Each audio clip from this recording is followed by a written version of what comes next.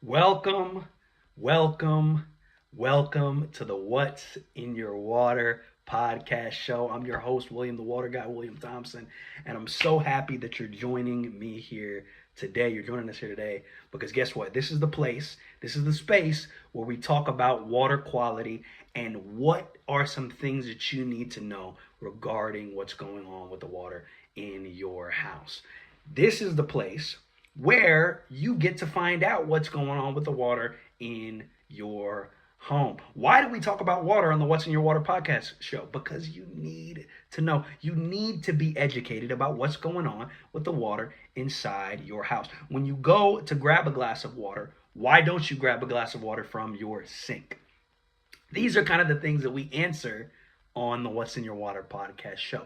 Many of you that are watching, guess what? You might not even be grabbing water from your sink. You might have bottled water that you're grabbing from the fridge. You might have the fridge water, fridge filter water. You might have pure filter or Brita filter. All these different types of filters you might be using in order or in place of the water from your sink. Why is that the case?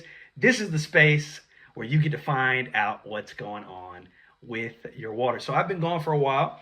It's been a while since I've done a podcast or a show to show you guys or to talk about these kind of things. I've been working. I've been helping people get clean water because not only do we educate people about clean water, we also help them get solutions for the water that they have as well. So there's different parts of, I live in Oklahoma, there's different parts of Oklahoma where people will reach out to us and want to know what's going on with their water. We'll show them. And then after that, we design a plan or a program where they can help, where we can help them essentially get clean water for the whole home or at a sink or at a specific faucet that they like. So that's what I've been working on. And in my travels, I've noticed some things about water and how it reacts to different things inside the home. One of the things being soap and cleaning products. Now, a lot of us know that the city uses chlorine and chloramine compounds to do what? To disinfect the water before it gets to you. Now, this is one of the things that we talk about here in the show.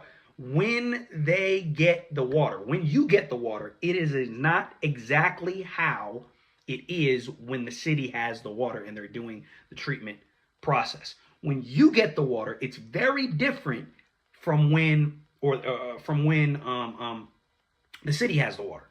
By the time you get the water, they've added chloramine, they've added fluoride, they've added these different chemical compounds to disinfect the water. So many of the times people want to know, is that the reason why this is a question that people ask me, is that the reason why soap and cleaning products from different parts of the U.S. will work differently in those circumstances? So let me paint the picture for you. I had a family, and they lived in. This has happened with so many families, so I'm going to pick one that lived in California. I had a family that lived in California, and they moved to Oklahoma. And when they moved to Oklahoma, they noticed the quality of the water that they had in California was different from the quality of water that they had in Oklahoma. Now, most people wouldn't believe what I'm about to say, but they actually had to change the types of soap and cleaning products they were using from California to Oklahoma. And you might be thinking, what? How is that even possible? How is that really a thing? Yes, it is. Because the type of water that you and I have directly correlates to what soap and cleaning products we're able to use. Nowadays, people are making more natural soaps. People are running away from the P&G style soaps, Procter and Gamble, which is your Tide and your Gain and your different types of soaps.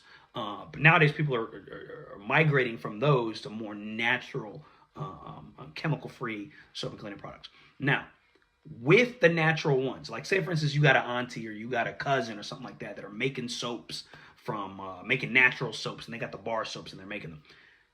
Have you ever wondered why those soaps have a hard time working with the water? It has to do with the hardness that exists in the water.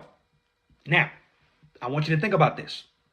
Let's say you're a big soap company. It's not your auntie, it's not your uncle or whoever's making soaps. Let's say you're a big soap, P&G. That's one of the biggest soap and cleaning product companies, at Johnson and Johnson, SC Johnson, a family company. Let's say you're one of those companies. You got two choices. Here's the first choice. Add chemicals to the soap so that the soap will work no matter where it is. That's choice number one. Here's choice number two. Don't add chemicals to the soap. So the soap could be spotty in California, could be spotty in Oklahoma or New York or wherever you are. What choice do you think the big soap companies are going to choose? They are going to choose, guess what? To put them chemicals inside the soap. Why? Because the chemicals have to break down the particles or the contaminants that exist in hard water in order for the soap to work. It's either they put those chemicals in there or they buy the soap and it doesn't work. You buy the soap and it doesn't work. If you buy the soap and it doesn't work, guess what? Sales are down for them and they got issues now. So what they do is they choose to add these chemical compounds that exist in the soap. If you read the back of the label, it's on there. It'll have a whole list of chemical additives that they add into there. And on a later episode, we'll go into the details of what type of chemicals, what it does, and all these different things. They actually add that in there because if they don't, guess what happens? The soap won't work. Now you're not buying the soap. Now these are real examples from different people that I've encountered in the state of Oklahoma that have had natural products that they got from their aunties and their cousins and different things, and different people, and it doesn't work when they go to use it inside the house. That's because of the hard water, the chemicals that exist inside or the lack thereof of the chemicals that exist inside the soap and cleaning products that your cousin will make essentially does not allow the soap to work because it cannot fight the contaminants that exist inside the water. It's crazy, but that's the way it is. So now, that's one of the things I wanted to talk to you guys about. Another thing is, where are you guys getting water from? Do you even know where it comes from?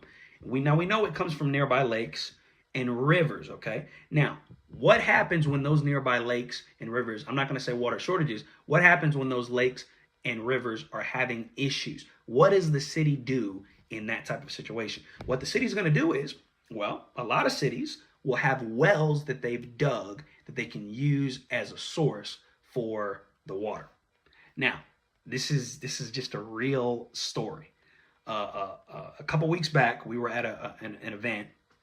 We're promoting clean water like we always do, but we were right next to one of the cities here in Oklahoma. Now, this is the story that we heard. The city knows that there's problems with water. This specific city knew that there was issues with the water. So in order to get their contaminants level down, what they decided to do is take billions of dollars, actually, matter of fact, $2 billion. They raised the money and they're getting ready to dig a new line from about 50, 60 miles away to where their city is, to grab water from that lake over there, to add it to the city that they're at. So what they're doing is they've got wells that they're already drawing from the city. So what they're going to do is they're going to mix the water from 50, 60 miles away with the wells that they have. They're going to mix them together to get the contaminant level down. Guys, this is what cities are doing nowadays. Now, I'm not knocking the city. I'm not knocking them because they make sure you and I have clean, have safe water, or not even safe. I would say, legal, legal water. They're making sure that you and I have that. But here's the thing, guys. If you just heard what I just explained, does that sound like the best type of water for you and your family? Here's what I'm trying to say. The city does what the city has to do to keep it regulatory, to keep it under a certain level. The rest is up to you and I to make sure, guess what, that we've got water that we know is okay for our family, okay?